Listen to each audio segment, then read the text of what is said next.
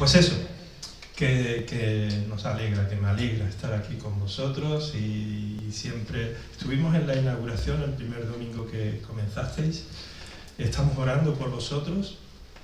Sabemos el proceso que Dios tiene con cada uno de nosotros y especialmente con aquellos que Dios llama para abrir obra, lo cual no es fácil. Y el domingo pasado había un pasaje que decía: no temáis manada pequeña, porque al Padre le ha complacido daros el reino. No importan los números, ni la jerarquía, ni las autoridades. Eso es de otro reino, pero el reino del Padre es otra historia. Y en esa, vosotros sois los escogidos, los amados, los atendidos. No importa cuántos seáis, no importa el número. Y así nos sentimos nosotros, porque nosotros también somos un grupito pequeño. Hace 4 años comenzamos y bueno, estamos sirviendo. Cuando Guille me invitó a traer la palabra, que agradezco, tenía una duda. Digo, ¿qué hago, Señor? ¿Le traigo algo que tengo ahí en la reserva, algún mensaje bonito, o le comparto la palabra que tengo para el domingo que tú me vayas a dar? Y opté por traer la misma palabra que comparto en mi iglesia esta mañana. Y yo esta semana, cuando leía el pasaje, me gustaría cambiar el tema, porque es un poquito, no es espinoso, sino que no es el tema tan bonito como puede ser la parábola del hijo pródigo, el buen samaritano, otras instrucciones que a veces queremos dar algo positivo, una palabra de ánimo. Pero la palabra del Señor es la palabra del Señor, y a veces es de ánimo, a veces es de exhortación, hay mucho. Os voy a poner en contexto, porque nosotros en nuestra iglesia estamos predicando el Evangelio de Lucas, y vamos capítulo a capítulo, versículo a versículo, y estamos en el 12. Estamos en un momento en que Jesús ya lleva 2 años largos de ministerio, y ya se acerca el momento. A partir de ahora, a partir del capítulo 11, Lucas solo va a hablar del tiempo en el que Jesús se encamina a Judea para llegar a Jerusalén y ser entregado. Lo que ya toca dentro de poco, la Semana Santa, ¿no? Y está en un capítulo 11 y 12, en el cual Jesús está denunciando la hipocresía de los fariseos. Jesús, hay un punto teológico importante, o a algunos les gusta, que es el pecado imperdonable, y esa blasfemia contra el Espíritu Santo que se produjo en aquel momento, cuando Jesús está echando fuera un demonio de un poseído. Están delante muchos testigos, entre ellos muchos fariseos y escribas, y ante el poder manifiesto de Dios, ellos, en vez de reconocer a Dios, dicen: no, esto lo hacen en nombre y en el poder de Satanás. Y entonces Jesús los confronta, ¿no? Y confronta a los fariseos, y después de esto, uno de los fariseos le invita a cenar a su casa, y Jesús acepta y va a su casa. Y al llegar a la casa, Jesús no se lavó las manos. Ese ritual que ellos tenían, el cual no era parte de la ley, pero ellos lo consideraban como algo que todo buen judío tenía que hacer, ¿no? Y entonces Jesús les dice: vosotros sois unos hipócritas, porque diezmáis la menta, las hortalizas, pero sin embargo no hacéis lo importante, no amáis al prójimo, no amáis a Dios con todo vuestro corazón. En esto que sale, estoy resumiendo, y Jesús va, y luego los escribas, y para los escribas también tiene, dice: vosotros sois iguales o peores. Y al salir se encuentra con una multitud, y en esa multitud dice que hay miles de personas, y comienza a decirles: guardaos de la hipocresía de los fariseos. En este sentido está Jesús enseñando a una multitud, y ahora llega un momento en que, como digo, parece que no es un pasaje muy agradable, muy positivo, pero tiene lo suyo. Vamos a leerlo, vamos a verlo. Estamos en el capítulo 12, pero ya estamos al final. Vamos a ver primero la Reina Valera del 60, vamos a ver del 49 al 59. Y así la lectura primera es un poco impactante. Fuego vine a echar en la tierra. ¿Y qué quiero si ya se ha encendido? De un bautismo tengo que ser bautizado. Y cómo me angustio hasta que se cumpla. Y cómo me angustio hasta que se cumpla. ¿Pensáis que he venido para dar paz en la tierra? Os digo, no, sino disensión. Porque aquí, en adelante, 5 en una familia estarán divididos. 3 contra 2 y 2 contra 3. Estará dividido el padre contra el hijo y el hijo contra el padre. La madre contra la hija y la hija contra la madre. La suegra contra su nuera y la nuera con su suegra. Decía también a la multitud: cuando veis la nube que sale del poniente, luego decís, agua viene, y así es. Y cuando sopla el viento del sur, decís, hará calor, y lo hace. Hipócritas, ¿sabéis distinguir el aspecto del cielo y de la tierra? ¿Y cómo no distinguís este tiempo?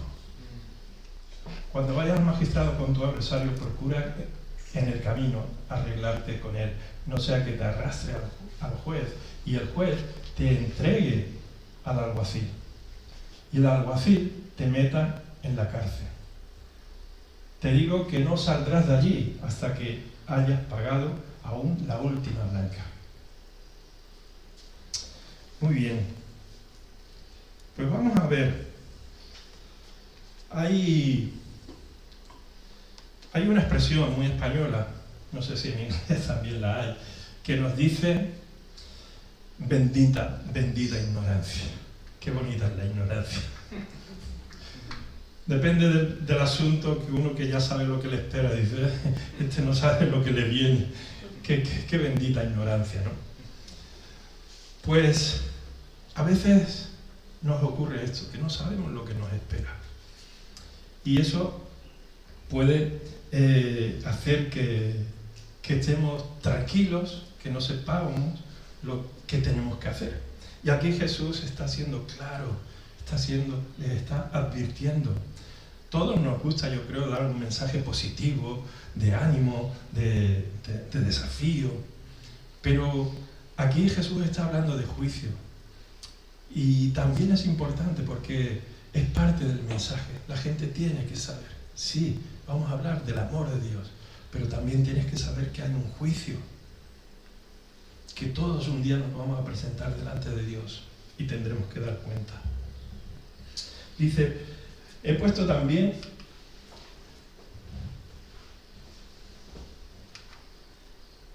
¿esto es para atrás o para adelante? Para atrás, ¿no? Vale. Es que le he dado vuelta. El mío es al revés. Vale. Tenemos también la nueva traducción viviente, que a veces nos ayuda un poquito a entender el pasaje y da una explicación o una versión un poquito más entendible. Yo he venido para encender con fuego el mundo y quisiera que ya estuviese en llamas. Jesús está aquí avisando. Y este fuego simboliza el juicio. En la Escritura, mayormente, la palabra de fuego se refiere al juicio de Dios. Y lo primero que debemos entender es que el juicio es inevitable. O sea, nadie se va a escapar del juicio de Dios. Así nos dice en Hebreos 9, 27, nos dice: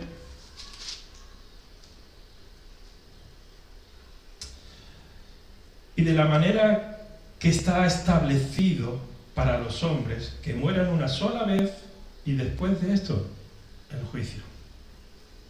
La Biblia nos dice que todos nosotros algún día vamos a tener que encontrarnos delante del Creador. Nadie escapará de este momento. Y eso es también importante saberlo. Así también nos dice en Apocalipsis capítulo 20, del 11 al 15, dice: y vi un gran trono blanco, y al que estaba sentado en él, de delante del cual huyeron la tierra y el cielo, y ningún lugar se encontró para ellos. Y vi a los muertos grandes y pequeños, de pie ante Dios, y los libros fueron abiertos. Y otro libro fue abierto, el cual es el libro de la vida. Y fueron juzgados los muertos por las cosas que estaban escritas en los libros, según sus obras. Y el mar entregó los muertos que había en él. Y la muerte y el Hades entregaron los muertos que había en ellos. Y fueron juzgados cada uno según sus obras. Y la muerte y el Hades fueron lanzados al lago de fuego. Esta es la muerte segunda. Y el que no se halló escrito en el libro de la vida fue lanzado al lago de fuego. El juicio es inevitable. Eso podríamos decir como cuando anunciamos y predicamos el Evangelio. Hay malas noticias y hay buenas noticias. Estas son las malas, que hay un juicio, ¿vale? Pero no todo el mundo va a un juicio de la misma manera o con los mismos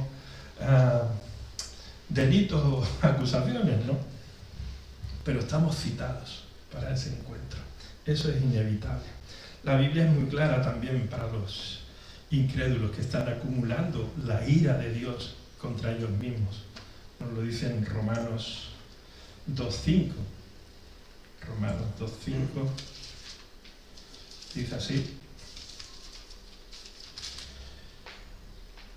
pero por tu dureza y por tu corazón no arrepentido, atesoras para ti mismo ira para el día de la ira y de la revelación del justo juicio de Dios. Y también el 6 nos dice: el cual pagará a cada uno conforme a sus obras. O sea, estamos en un problema, podríamos decir. Los creyentes también seremos juzgados, no para condenación, pero sí seremos juzgados en él. Nos dice en 1 Corintios 3:13, nos recuerda esto: la obra de cada uno se hará manifiesta, porque el día la declarará, pues por el fuego. Fijaros que siempre el fuego es un símbolo de juicio. Pues por el fuego será revelada, y la obra de cada uno, cual sea, el fuego la probará. En 2 de Tesalonicenses también nos habla a los creyentes y nos dice en el capítulo 1, 7 y 8: y a vosotros que sois atribulados, daros reposo con nosotros cuando se manifieste el Señor Jesús desde el cielo con los ángeles de su poder en llama de fuego, para dar retribución a los que no conocieron a Dios ni obedecen al Evangelio de nuestro Señor Jesucristo.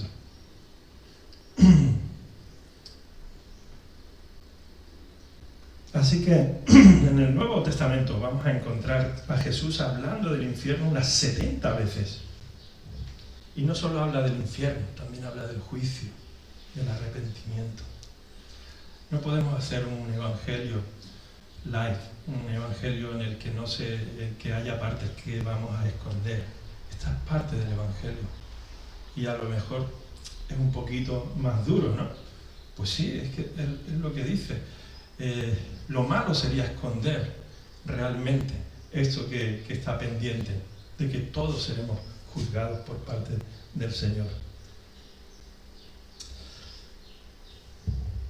Pero relacionado con el juicio, también hay un asunto que a Jesús lo expresa de esta manera: me espera un terrible bautismo de sufrimiento y estoy bajo una carga pesada hasta que se lleve a cabo. Esto era lo que le esperaba a Jesús. Jesús sabía a qué había venido. Cuando decía bendita ignorancia, algunas personas pueden pasar por un calvario sin saber lo que le esperaba, pero Jesús, desde que tuvo conciencia sabía a lo que venía y sabía lo que le esperaba. Y en su humanidad, Él está expresando esta angustia por lo que está por venir. Ya quedaba poco tiempo para ir a Jerusalén, ya quedaba poco tiempo para sufrir esos latigazos con ese cuero trenzado con puntas de plomo o de cerámica afiladas que despellejaban la carne. Que iba a ser golpeado, que iba a sufrir la humillación, el insulto. Pero tenía que pasar como él le llama, este bautismo. Y esa palabra del bautismo, que es sumergirse, él tenía que ser sumergido en un sufrimiento extremo. Lo que precede a una gran angustia, por lo cual él expresa que aún está por pasar por este bautismo de sufrimiento. Pero Jesús no se está quejando. Jesús no dice: apiadaos de mí. Él no trata de evitarla. En su humanidad dijo: Padre, si es posible, que pase de mí esta copa, pero hágase tu voluntad y no la mía. Y Jesús una y otra vez dijo que Él vino a hacer la voluntad del Padre. Él no vino, Él tenía claro cuál era su propósito. Jesús fue consciente y activo con el fin para el cual había venido a esta tierra. Él vino con el fin de llevar sobre sí la carga de la ira de Dios, que resulta del pecado de su pueblo y de la humanidad, y a sufrir la agonía de ese infierno del Calvario en nuestro lugar. Pero cuando ahora reflexiona sobre la agonía que le espera como hombre, expresa esta angustia, ¿no? Esta inquietud por lo que está por llegar. Cuán abrumado por la angustia estoy que se ha de cumplir.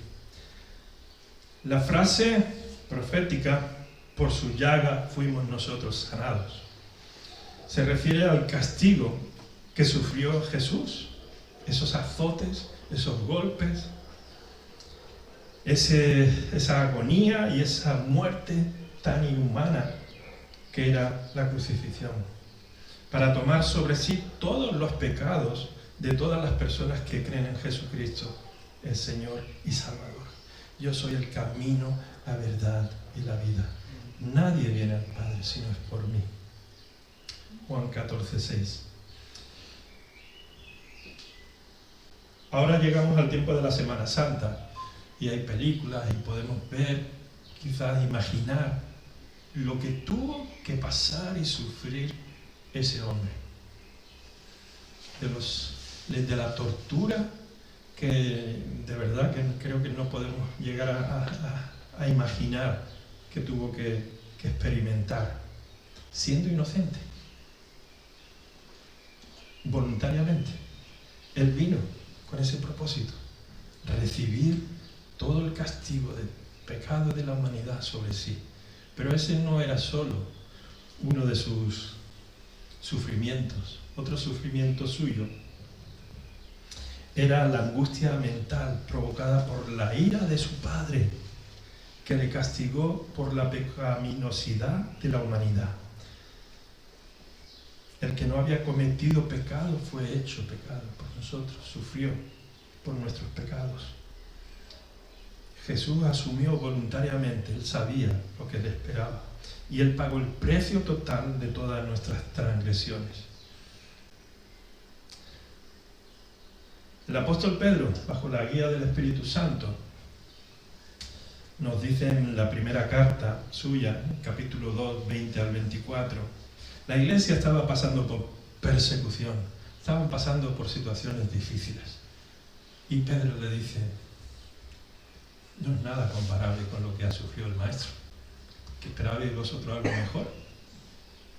Les dice: mas si haciendo lo bueno sufrís y lo soportáis, esto ciertamente es aprobado delante de Dios, pues para esto fuisteis llamados, porque también Cristo padeció por nosotros, dejándonos ejemplo para que sigáis sus pisadas, el cual no hizo pecado, ni se halló engaño en su boca, quien cuando le maldecían no respondía con maldición. Cuando padecía no amenazaba, sino encomendaba la causa al que juzga justamente, quien llevó él mismo nuestros pecados en su cuerpo sobre el madero, para que nosotros, estando muertos a los pecados, vivamos a la justicia, y por cuya herida fuisteis sanados. Primera de Pedro 2, 20, 24. Y nos recuerda a esa profecía de Isaías que ahora recordaremos tanto en este tiempo de Semana Santa, Isaías 53, y la vida futura de Jesús en la tierra que fue predicha en esos términos tan claros para incluir su eventual tortura y muerte. Mas él herido fue por nuestras rebeliones, molido por nuestros pecados. El castigo de nuestra paz fue sobre él, y por su llaga fuimos curados. Así que el perdón de nuestros pecados no es gratis. Es un regalo, pero no es gratis. Dios nos perdona a través de Cristo, porque Cristo pagó el precio de mi pecado. Y fue un precio muy alto. Lo que Jesús estaba revelando era la idea equivocada de que sus discípulos, de que el Evangelio tendría una acogida universal, de que todo iba a ir bien, de que Jesús era tremendo con su poder, con sus milagros. Estamos con el mejor, el Mesías. ¡Wow! Ahora la gente íbamos a entrar a Jerusalén, y entraron triunfantes. Y ellos pensaban que esto iba a ser, que todo el mundo iba a recibirlo bien, pero no era así. Así que les dice, ¿piensan que vine a traer paz a la tierra? No, vine a causar división entre las personas. De ahora en adelante las familias estarán divididas, 3 a mi favor y 2 en contra, o 2 en contra y 3 a favor. Habrá divisiones, el padre estará contra el hijo y el hijo contra el padre, la madre contra la hija y la hija contra la madre, la suegra contra la nuera y la nuera contra su suegra. Y esto, hay distintos niveles de grados, ¿no?, de intensidad en la enemistad que se genera cuando una persona entrega su vida a Cristo y la otra persona y el otro cónyuge, el padre o el hijo, y no entiende qué está pasando. Pero tú no eras así, ¿qué te ha pasado? ¿Qué te han hecho? Esa gente, y hay esas peleas. Pero en el judaísmo era más radical todavía, y yo creo que todavía sigue haciendo, por lo menos los ortodoxos. Ellos, si uno de sus hijos, uno de sus familiares se convierte al cristianismo, es repudiado, es considerado muerto, ya no eres hijo mío. Incluso hay un tiempo de duelo para olvidarse de esa persona que ya no comparte mi fe, mi ley, mis tradiciones, y es totalmente repudiado. Entonces hay distintos niveles, ¿no? Pero siempre hay una enemistad, ya no vemos la vida igual. Ya las prioridades han cambiado, y eso me hace que cuando antes nos íbamos los dos o la familia entera el domingo a la playa, no, yo quiero ir al culto y si acaso luego, pero y hay esos roces y esas peleas, ¿no? Los apóstoles, los discípulos pensaban que todo iba a ir bien, que este era el Mesías, que este era el guerrero. Sabían que no era un guerrero, ya le habían echado el ojo. Y sabían que no era un guerrero como David, no iban a echar a los romanos. Entonces, pero era el Mesías.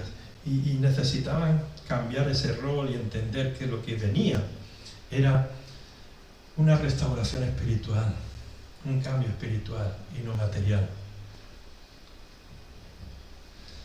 Tanto en aquel tiempo como hoy en día, la fe sigue siendo un tema de controversia, de diferencia. Y yo creo que muchas puede ser que lo hayamos experimentado con nuestros familiares o con nuestros amigos, con nuestros seres queridos, que cuando nos convertimos algo cambió y entonces ya hay ciertos roces, ¿no? Pero a esto se está refiriendo. ¿Por qué? Porque Dios quiere que Jesús quería que estuvieran peleados. No, para nada. Pero cuando tú pones a Dios en el lugar que corresponde, luego Él pone también a tu familia en primer lugar. La semana pasada creo que era que el que no repudia, el que no rechaza, el que no aborrece a padre o madre, no puede ser mi discípulo. ¿Cómo? Me estás diciendo entonces que... Pero la ley me dice que honre a padre y madre. Está hablando de prioridades, no está hablando realmente, porque luego te va a pedir que honres a tu padre y a tu madre. ¿Tú quieres seguirme? Honra a tu padre y a tu madre. ¿Tú quieres seguirme? Ama a tu esposa como yo amé a la iglesia. O sea, va a ser al revés, va a potenciar mucho más la relación de familia y los lazos y la amistad. Así que en esta disyuntiva, en esta parte en la que Él está diciendo que Él no ha venido a traer paz, como ellos entendían que esperaban esa paz que iba a restaurar el imperio de Israel, que iba a ser glorioso otra vez, que iba a conquistar su pueblo, su tierra, a echar a los romanos. No era así.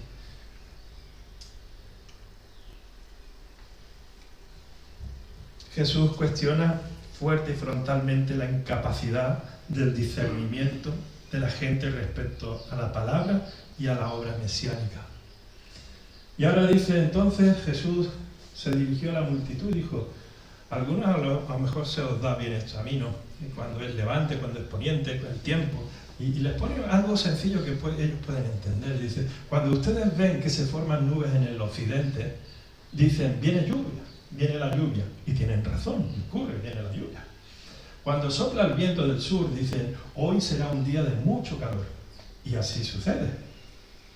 Necios, hipócritas, les dice, saben interpretar las señales del clima en la tierra y en los cielos, pero no saben interpretar el kairos, el tiempo presente de Dios para vosotros.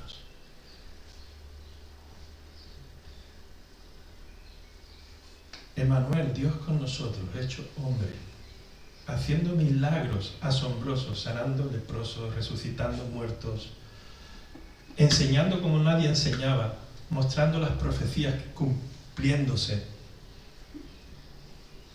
alimentando a miles de personas con un poder que el mismo Nicodemo, un erudito, un maestro de la ley, reconoció. Sabemos que vienes de parte de Dios, porque nadie puede hacer las cosas que tú haces si Dios no está con él. Era obvio. Y les dice, vosotros sabéis que cuando hace el levante, el agua está fría en la playa, o que cuando el cielo está... Yo no entiendo de eso, pero hay gente que lo sabe y acierta, y es verdad. Sabe interpretar el clima. Y ellos, viendo todas esas señales, no querían reconocer a Dios ahí. Se negaban. Es que es el mismo momento en el que ya unos fariseos le habían acusado de que su poder venía de parte de Satanás. O sea, fijaros el nivel de negación absoluta. Estaban esperando el Mesías 400 años en silencio, habían vuelto, y ahora, cuando había un profeta, Juan el Bautista, que todo el pueblo se había ilusionado, se habían arrepentido, y sale Jesús de Nazaret, bautizado por Juan el Bautista y reconocido por él, y lleva ya 2 años y medio haciendo milagros, viajando de aldea en aldea, enseñando, haciendo señales poderosas. No querían verlo. No hay más ciego que el que no quiere ver. No hay más ciego que el que no quiere ver. Y Jesús les está pidiendo, pero no seáis insensatos, no seáis insensatos. Igual que entendéis los tiempos, el clima, entender cuál es el Kairos, el tiempo de Dios, no es el crono, era el Kairos, el momento en que Dios estaba tocando vuestra vida. Yo no sé, a veces no entendemos, Señor, ¿tú me estás diciendo algo? ¿Tú tienes un mensaje para mí? Yo creo que tú me quieres hablar y he leído ya este pasaje varias veces y hay algo en mi corazón inquieto. ¿Tú me quieres preguntémosle a veces al Señor. A lo mejor el Señor nos está mostrando algo y nosotros no tenemos la capacidad de verlo. Pues preguntémosle. Tenemos el Espíritu Santo que nos muestra y nos enseña la verdad. Pero bueno, tenemos su palabra, ¿no? Entonces, el Señor les está confrontando en este sentido de que estáis viendo las señales y os estáis dando contra la pared, no queréis ver lo obvio. ¡Qué pena! ¡Qué pena!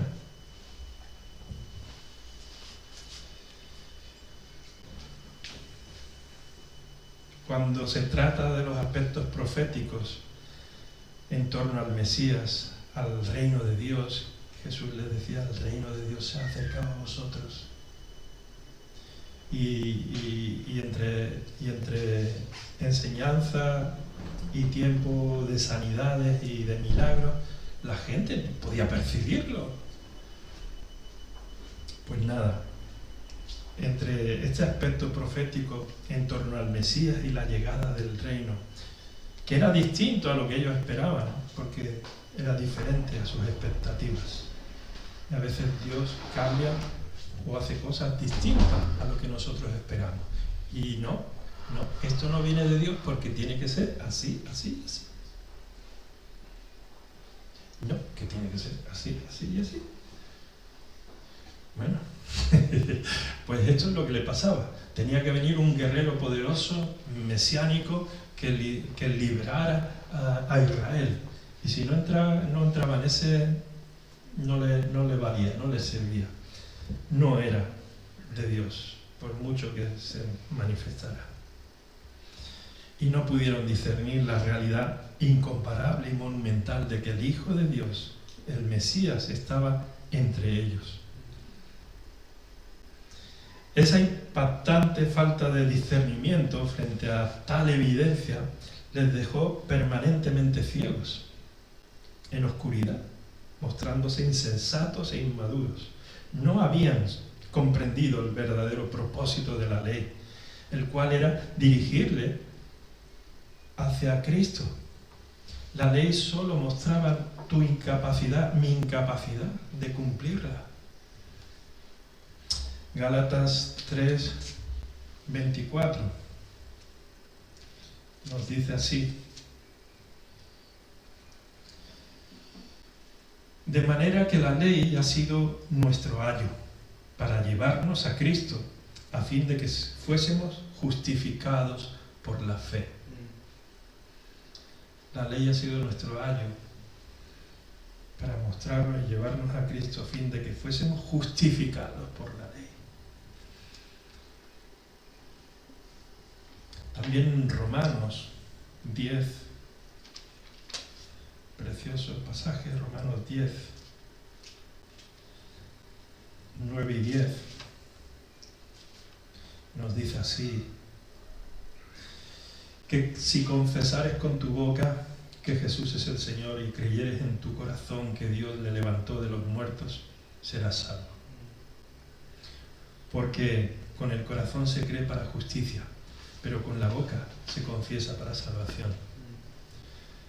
Nuestro problema de condenación, de juicio, tenía una fácil solución.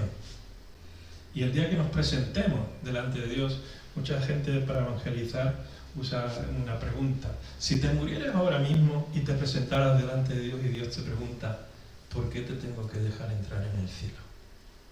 ¿Qué le dirías?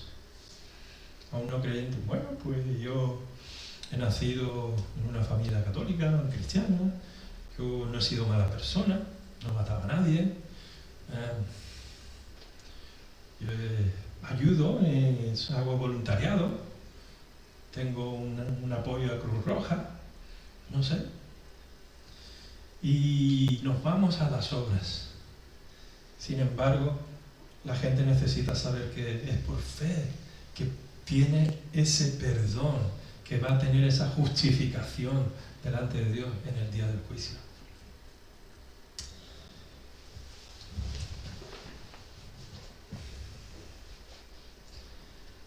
El punto de Cristo es que ellos eran capaces de llegar a conclusiones rutinarias, sencillas, acerca del clima, pero no eran capaces de ver la presencia del reino de Dios delante de ellos. Jesús enseñaba y predicaba un nuevo reino, algo sencillo, que era por fe, como le hizo a Nicodemo, a ese gran maestro de la ley, que terminaremos con las palabras del maestro dirigiéndose a Nicodemo. El pueblo judío rechazó a Jesús no porque careciera de evidencias, sino porque él no era el líder militar que ellos esperaban, ese formato que ellos esperaban.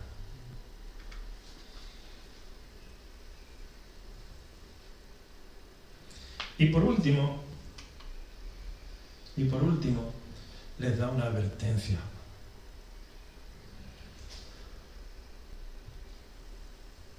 ¿Por qué no pueden decidir por ustedes mismos lo que es correcto? Cuando vayan camino al juicio con el que los acusa, traten de resolver el asunto antes de llegar. De no ser así, su acusador podría arrastrarlos ante el juez, quien los entregará a un oficial que los meterá en la cárcel. Y si eso sucede, no los pondrá en libertad hasta que haya pagado el último centavo. Jesús está diciendo, aprovecha el momento. Esta mañana en la iglesia nuestra, el más joven creo que tenía un chico de 15 años y había un señor mayor de 92. En cualquier momento, no importa la edad que tengas, puedes llegar a ir a la presencia de Dios. Eso es así, la vida es así, ¿verdad? Hay varios factores. Uno es a nivel horizontal, que son las relaciones. Y Jesús también habló de eso. Dice, si tú vas a la iglesia, al altar, y con tu ofrenda, y ves allí a tu hermano que tiene algo contra ti, deja allí tu ofrenda un momentito, y ve a él, y ponte bien con él. Y luego ya, alabar al Señor y dar vuestra ofrenda. Es necesario, no sabemos los tiempos. Yo recuerdo en el seminario, cuando estudiaba en Madrid, compartíamos pisos. El seminario nos alquilaba un piso, vivíamos 4 o 5, no sé, no me acuerdo ya, ni quiero acordarme. Y vivíamos allí un grupo. Y la convivencia no es fácil. La convivencia no es fácil. Y había un hermano con el cual pues teníamos algunos asuntos y tuvimos una bronca fuerte y resultó que había un puente, un fin de semana un puente, y entonces tuvimos una bronca por asuntos de convivencia, y ese fin de semana este hermano volvía a Almería, a su pueblo, y el director se enteró de todo y bueno, nos llamó a la oficina y tal, pero resulta que él se fue a Almería en su coche y no volvió. Poco antes tuvo un accidente y se murió. Yo recuerdo, estaba yo trabajando, vino Manuel al trabajo, me dijo, oye, vente que Andrea ha tenido un accidente y ha fallecido. Yo recuerdo, yo me puse a ir con Andrea antes de que se fuera.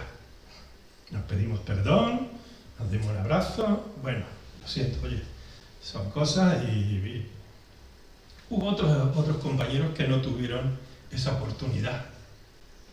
No sabemos el momento en que uno sale de esta vida y va a la presencia del Señor.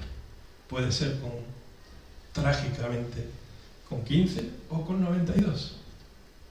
Pero el tiempo en que puedes ahora, ponte a bien con tu hermano. Eso en lo horizontal. Pero ¿y en lo vertical?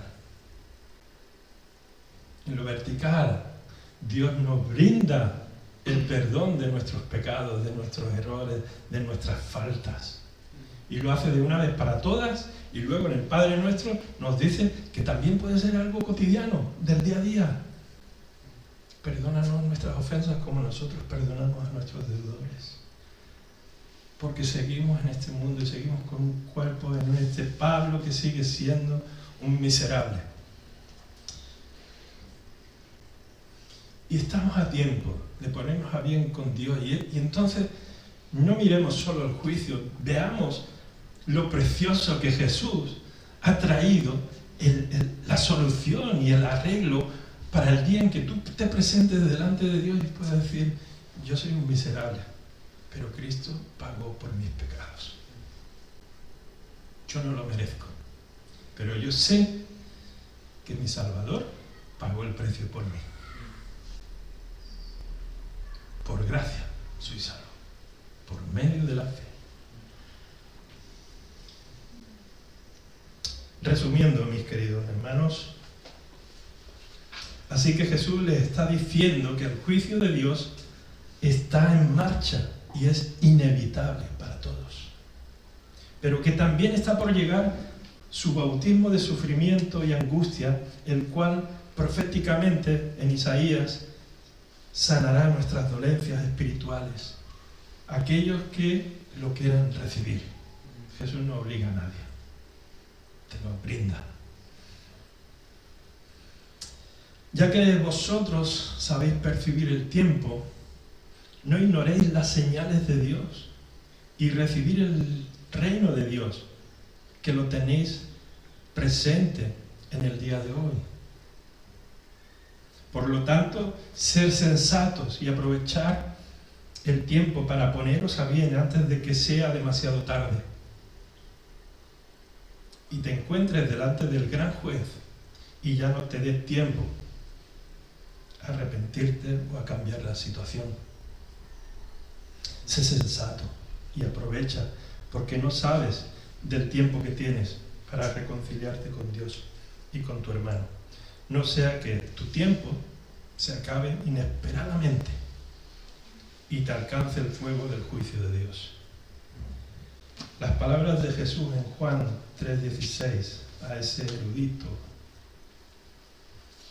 Nicodemo, famoso versículo Juan 3:16 al 18. Porque de tal manera amó Dios al mundo, a la humanidad, a ti, a mí, que ha dado a su Hijo unigénito, para que todo aquel que en Él cree no se pierda, mas tenga vida eterna. Porque no envió Dios a su Hijo al mundo para condenar al mundo, sino para que el mundo sea salvo por Él. El que en Él cree no es condenado, pero el que no cree ya ha sido condenado, porque no ha creído en el nombre del unigénito Hijo de Dios. Te damos gracias, Padre. Te damos gracias por tu gran amor, tu misericordia incomparable. Y te damos gracias, Señor, por la oportunidad, el privilegio de ser hechos herederos tuyos sin merecerlo. Haber sido perdonados por la sangre de Cristo, quien pagó el precio de mis errores, de mi pecado, de mi orgullo. Te damos gracias, Señor, y queremos también compartir este mensaje de que hay malas noticias, hay juicio, pero hay buenas noticias, hay salvación, hay solución, y es gratis para nosotros, es un regalo. Pido que tu bendición se siga extendiendo, Señor, que tu iglesia siga creciendo, que más se añadan y formen parte de esta gran familia que son tus hijos, Señor. Danos tu bendición con tu palabra y te damos gracias por ella en el nombre de Cristo Jesús. Amén.